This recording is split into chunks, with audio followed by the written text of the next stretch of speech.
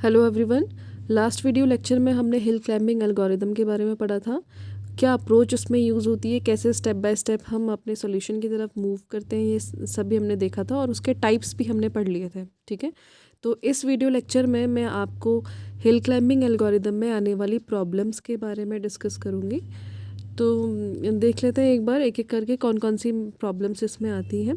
तो सबसे जो मेन प्रॉब्लम है वो आपकी है लोकल मैक्सिमम प्रॉब्लम। अब लोकल मैक्सिमम प्रॉब्लम देखिए क्या होती है ना, कि इट इज़ लोकल मैक्सिमम अगर मैं कहूँ कि क्या होता है, it is a peak state in the landscape which is better than each of its neighbouring states, but there is another state also present which is higher than the local maximum. तो actual में यहाँ पे देखिए क्या हो रहा है।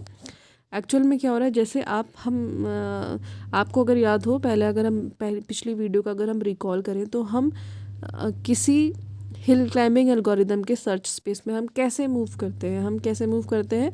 हमारे पास इस तरीके से कोई ग्राफ अगर है तो हम क्या करते हैं, अपने करंट स्टेट से अपने नेबर नोड को क्या करते हैं, इवालुएट करते हैं और कंपेयर करते हैं। यानी कि अगर उस नेबर नोड की ह्यूरिस्टिक वैल्यू अगर ज़्यादा रहेगी हमारे करंट नोड से, तो हम क्या करते हैं, अब उस नेबर नोड को अपना करंट स्टेट बना लेते हैं। और इसी तरीके से हम वन बाय वन क्या करते हैं, स्टेप बाय स्टेप अपने नेबरिंग नोड्स को क्या करते रहते हैं, इवैल्यूएट करते रहते हैं और आगे बढ़ते रहते हैं। तो ये हमारा अप्रोच रहता है जनरल हिल क्लाइंबिंग में।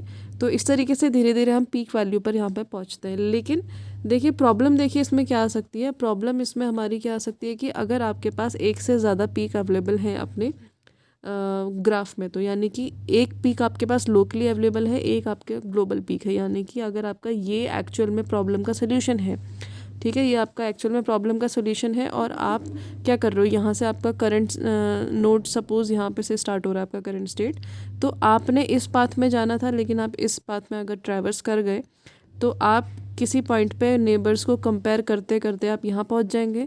तो इस पॉइंट पे आके आपको क्या लगेगा कि आप मैक्सिमम पॉइंट पे पहुँच गए, क्योंकि इसके सभी नेबरिंग नोड्स का वैल्यू जो है इससे कम रहेगा। ठीक है, तो इस प्रॉब्लम को यहाँ पे हम क्या कहते हैं, लोकल मैक्सिमम। ठीक है, तो इसको इस डायग्राम से अगर मैं आपको समझाऊं तो इस तरीके का ग्राफ अगर आपको कहीं पे मिलता है, यानी कि अपने सर्च स्पेस में आपको अगर ऐसा ग्राफ दिया जाता है हिल क्लाइंबिंग एल्गोरिदम में, तो वहाँ पे लोकल मैक्सिमम की प्रॉब्लम जो है वो अराइज हो सकती है अगर आपने गलत डायरेक्शन में अपना सर्च परफॉर्म किए हैं तो। ठीक है, यानी कि अगर आपका करंट नोड यहाँ पे था सपोज़, तो आपको एक्चुअल में जाना इस डायरेक्शन में चाहिए था और ये आपका पीक वैल्यू था जो कि ग्लोबल मैक्सिमम था, जो आपका सोल्यूशन था इस प्रॉब्लम का। तो इस डायरेक्शन में ना जाने के बजाय आप कहाँ चले गए, इस डायरेक्शन में अगर आप चले गए तो यहाँ भी डायरेक्शन में आपको पहले तो लगेगा कि आप सही मूव कर रहे हैं, क्योंकि आपके नेबरिंग नोड्स की वैल्यू धीरे धीरे क्या करती जाएगी, बढ़ती जाएगी और आप एक पॉइंट पे यहाँ पहुँच जाएंगे। ठीक है, इस पॉइंट पे आप पहुँचने के बाद आप जब अपने नेबर वैल्यूज़ की वैल्यू को इवैल्यूएट करोगे, नेबर नोड्स की वैल्यू को इवैल्यूएट करोगे, तो उस टाइम पे आपको लगेगा कि आप मैक्सिमम पॉइंट पे हैं। ठीक है, तो वो एक्चुअल में ग्लोबल मैक्सिमम नहीं है, वो क्या है, लोकल मैक्सिमम। यानी कि लोकली उस एरिया में ही आपको वो लग रहा है कि वो मैक्सिमम पॉइंट है, बट एक्चुअल में आपका जो सोल्यूशन है वो यहाँ पे लाई कर रहा है। तो इस प्रॉब्लम से बचने के लिए हम क्या कर सकते हैं, बैक ट्रैक कर सकते हैं। यानी कि अगर आप इस प्रॉब्लम यहाँ पे अगर आप आ भी गए और आपको फिर सोल्यूशन नहीं मिल रहा है, लेकिन आपको लग रहा है कि आप मैक्सिमम पॉइंट पे पहुँच चुके हैं, तो आप क्या कर सकते हैं, यहाँ पे बैक ट्रैक कर सकते हैं। बैक ट्रैक करने के बाद आप उसी पॉइंट पे आके जहाँ से आपने स्टार्ट किया था, आप बाकी डायरेक्शंस जो भी अदर पाथ आपको अवेलेबल हैं आपके ग्राफ में, उन पाथ्स को भी आप क्या कर सकते हैं, इवैल्यूएट कर सकते हैं। तो आप पॉसिबली आप कहाँ पहुँच जाएंगे, जो आपका सोल्यूशन यानी कि जो आपका ग्लोबल मैक्सिमम है वहाँ पे पहुँच जाएंगे। तो बैक ट्रैकिंग ही इसका एक सोल्यूशन हो सकता है। दूसरा जो प्रॉब्लम इसमें आती है वो होती है प्लेटू प्रॉब्लम। तो प्लेटू में क्या होता है ना, देखिए प्लेटू is a flat area of the search space in which all the neighbour states of the current state contains the same value. अब यहाँ पे देखिए क्या आपको प्रॉब्लम आ रही है, इसके डायग्राम से हम सीधे समझ लेते हैं।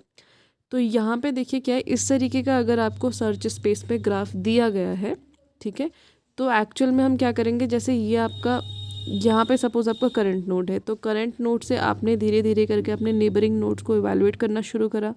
ठीक है, आपने इवैल्यूएट करना शुरू करा, आपको ह्यूरिस्टिक वैल्यू ज़्यादा मिली और आपने करंट स्टेट को चेंज करके आप ऊपर बढ़ते रहे। ठीक है, तो एक पॉइंट होगा जब आप यहाँ पे पहुँचेंगे, यहाँ पे आपका करंट स्टेट होगा। ठीक है, यहाँ पे करंट स्टेट होगा तो आप क्या करेंगे, आप बाकी अपने सक्सेसर नोड्स को आप क्या करेंगे, इवैल्यूएट करेंगे एक एक करके। बट आपको कई पॉइंट्स तक, आपको कई आगे तक क्या लगता रहेगा कि आपका जो मैक्सिमम है, मैक्सिमम पॉइंट आपको नहीं मिल रहा, यानी कि सभी नेबरिंग नोड्स का जो वैल्यू है वो इक्वल आ गया। अब यहाँ पे जो प्रॉब्लम आपकी एल्गोरिदम है वो स्टॉप कर सकती है अगर आपका जो प्लेटो सरफेस है ये बहुत ज़्यादा बड़ा है तो, अगर ग्राफ में, ठीक है।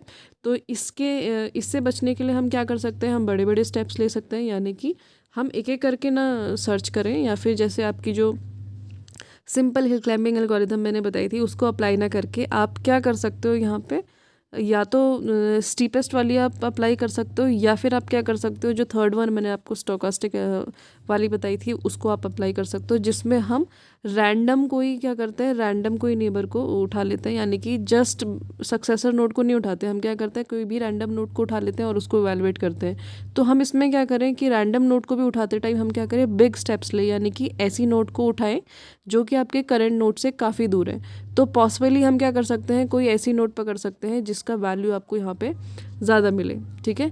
तो ये इसका एक अप्रोच हो सकता है इस प्रॉब्लम से बचने का। तीसरा प्रॉब्लम है आपका रिजेस।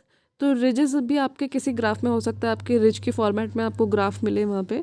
तो रिज क्या होता है ना कि यहाँ पे ये एक special type of local maximum होता है। It has an area which is higher than its surrounding area but itself has a slope and can not be reached in a single move. तो यहाँ पे देखिए मतलब क्या है कि आपको कुछ इस तरीके का ग्राफ मिलेगा, ठीक है। यानी कि आपके पास क्या है कि आपके पास लोकल मैक्सिमम तो है, वहाँ पे आप मैक्सिमम पर पहुँच चुके हैं, लेकिन उसके पास भी अपना एक स्लोप होगा, यानी कि वो अभी आपको समझ में नहीं आ रहा है कि मैक्सिमम कौन सा है। आपके पास मल्टीपल आपको इस तरीके के मैक्सिमम मिलेंगे जो आपको लगेगा कि ये सेम लेवल पे है। तो इस प्रॉब्लम से बचने के लिए हम क्या कर सकते हैं, बाई डायरेक्शनल अप्रोच को यहाँ पे यूज़ कर सकते हैं। With the use of by directional search और by moving in different direction we can improve this problem. तो कई हद तक हम इसको इम्प्रूव कर सकते हैं, यानी कि अलग अलग डायरेक्शन में सर्च करके या बाई डायरेक्शनल सर्च को अप्लाई करके हम क्या कर सकते हैं, यहाँ पे इस प्रॉब्लम से बच सकते हैं या फिर इसको कई हद तक इम्प्रूव कर सकते हैं, ठीक है। तो ये 3 मेन प्रॉब्लम्स थी आपकी जो हिल क्लाइंबिंग एल्गोरिदम में आपकी आ सकती हैं। पहला है आपका लोकल मैक्सिमम, दूसरा है प्लेटू और तीसरा है आपका रिज, ठीक है। Okay, thank you.